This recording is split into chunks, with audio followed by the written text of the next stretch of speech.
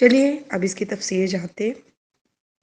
سب سے پہلے سورۃ الکہف میں بسم اللہ پڑھی جاتی ہے۔ بسم اللہ کیا ہے اور کیوں پڑھی جاتی ہے؟ ہر سورت کے آغاز میں بسم اللہ ہوتی ہے۔ اگر ٹوٹل کی بات کی جائے تو قرآن پاک میں ٹوٹل 114 بار بسم اللہ آتی ہے، یعنی 114 ٹائمز۔ بسم اللہ کیا ہے؟ بسم اللہ کے مطلب ہے بسمی، سات نام اللہ کے، بھی سات اسم۔ اسم آپ کو پتہ ہے نا، نام کو کہا جاتا ہے اللہ کے نام کے ساتھ، یعنی سورت کا آغاز اللہ کے نام کے ساتھ کرتی ہوں، اور اللہ کا نام بہت بابرکت ہے۔ بسم اللہ پڑھنے کا فائدہ کیا ہے؟ کہ ہمارے کام میں برکت ہوتی ہے، اللہ تعالیٰ کی مدد آتی ہے، اللہ تعالیٰ کی رحمت حاصل ہوتی ہے اور کام آسان ہو جاتا ہے۔ بسم اللہ الرحمن الرحیم میں اللہ تعالیٰ کی دو صفات کا ذکر کیا گیا ہے، الرحمن الرحیم۔ دراصل قرآن کا نزول اللہ تعالیٰ کی رحمت ہے، قرآن کی توفیق اللہ کی رحمت سے ہے۔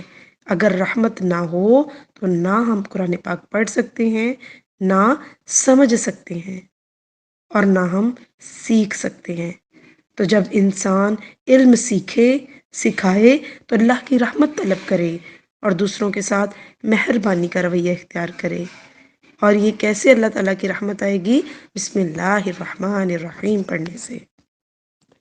اب ہم سورۃ الکہف کی پہلی آیت کی تفسیر جانتے ہیں۔ سب تعریف اللہ کے لیے ہے جس نے اپنے بندے پر کتاب نازل کی اور اس میں کوئی کجی نہیں رکھی، کوئی ٹیڑھا پن نہیں رکھا۔ اس آیت میں اللہ سبحانہ وتعالی ہمیں کیا سکھا رہے ہیں؟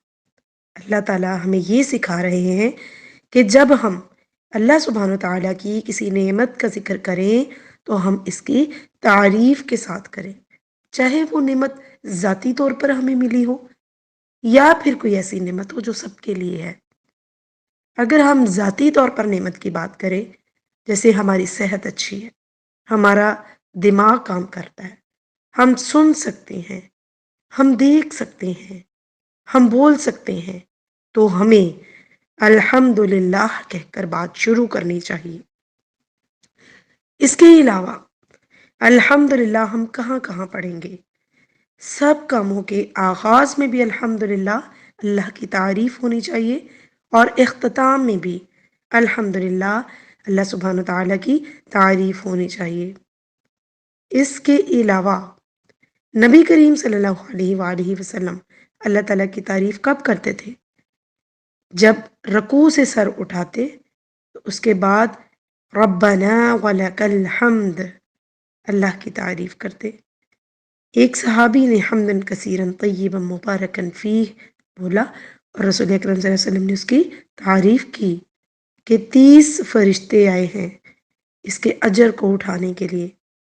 لہٰذا الحمدللہ کہنے کا کیا فائدہ ہے؟ دل سے ایک دفعہ الحمدللہ کہنے والے کا نیکیوں کا پلڑا جھک جاتا ہے، ایک دفعہ دل کے ساتھ الحمدللہ کہنا میزان کو بھر دیتا ہے۔ جی اب الحمدللہ کی تفسیر جانتے ہیں۔ سورت کا آغاز الحمدللہ سے ہوتا ہے۔ الحمدللہ کا لفظ حمد سے ہے، اور حمد کا مطلب ہے تعریف کرنا محبت اور تعظیم کے ساتھ، یعنی جس کی تعریف کی جا رہی ہے اس کا مکمل وصف بیان کرنا، یعنی ایسی تعریف جس میں محبت اور تعظیم ہو۔ مدح کا لفظ بھی تعریف کے معنوں میں آتا ہے، لیکن مدح سرائی میں کچھ چاپلوسی شامل ہوتی ہے، اور بعض اوقات انسان محبت کا نام لے کر گستاخی بھی کر جاتے ہیں۔ لیکن حمد سے مراد وہ محبت جس میں تعظیم کا پہلو ہو، وہ تعریف جس میں تعظیم کا پہلو ہو۔ تو یہاں پر حمد صرف اللہ سبحانہ وتعالی کی تعریف کے لیے استعمال کیا جاتا ہے۔ کیوں؟ کیونکہ اللہ ہی ایک ایسی ذات ہے جو اپنی ذات اور اپنی صفات اور اپنے افعال میں کامل ہے، اسی لیے حمد تعریف اللہ کے لیے ہی کی جاتی ہے۔ جہاں تک بندوں کی تعریف کا تعلق ہے تو بندے تعریف ڈیزرو نہیں کرتے، بندوں میں کمال نہیں ہے۔ اگر بندے کوئی ایک اچھا کام کریں گے تو 10 غلطیاں بھی ہوں گی۔ جیسے اگر کوئی نیکی کا کام کرتا ہے، کوئی صدقہ خیرات کرتا ہے، تو ہم اس بنا پر کہ یہ بڑا سخی ہے ہم اس کی بڑی تعریف کرتے ہیں، لیکن ہمیں نہیں پتا کہ اس نے یہ صدقہ کس بنا پر کیا ہے، اور اس کا یہ صدقہ قبول ہوا ہے یا نہیں ہوا، اور اس نے صدقہ کرنے کے بعد احسان جتلایا ہے یا اس نے دوسرے کو کوئی دکھ دیا ہے۔ ہم تو ظاہری صورت دیکھ رہے ہیں نا، لیکن یہ کامل وصف نہیں ہے اس کا، کیونکہ اس میں نیت کی خرابی بھی آ سکتی ہے۔ تو اب الحمدللہ، الحمدللہ کی تعریف، الحمدللہ حمد صرف اللہ تعالیٰ کی ہے، صرف اللہ تعالیٰ کے لیے۔ اور جب انسان کا دل اس کے شکر سے لبریز ہو کر اپنے عمل سے اللہ تعالیٰ کی طرف رغبت کرتا ہے، اللہ کو راضی کرتا ہے، تو تبھی حقیقی معنوں میں انسان اللہ کی تعریف کر رہا ہوتا ہے۔ الحمدللہ شکر کے معنوں میں بھی آتا ہے، اور شکر کب ادا کیا جاتا ہے؟ جب اللہ سبحانہ تعالیٰ کی کوئی نعمت حاصل ہو۔ اب یہاں پر الحمدللہ اللہ کی تعریف کس لیے؟ کیونکہ اللہ سبحانہ تعالیٰ نے کتاب نازل کی، قرآن پاک نازل کیا، کس پر؟ علی عبدہ، اپنے بندے پر۔ بندہ کون؟ حضرت محمد صلی اللہ علیہ وآلہ وسلم۔ اس سے ثابت ہوتا ہے کہ محمد صلی اللہ علیہ وآلہ وسلم اللہ تعالیٰ کے بیٹے نہیں ہیں، بلکہ اللہ تعالیٰ کے بندے ہیں۔ اور یہ جو بندگی کی بات کی گئی ہے، یہ ایک اللہ کے بندے کے لیے علی عبدہ، اللہ کا بندہ کہنا، یہ بندے کے لیے بہت خوشی کی بات ہے۔ یعنی عبد کا لفظ کیا ہے؟ یہ ہے بندے کی شان بیان کرنا۔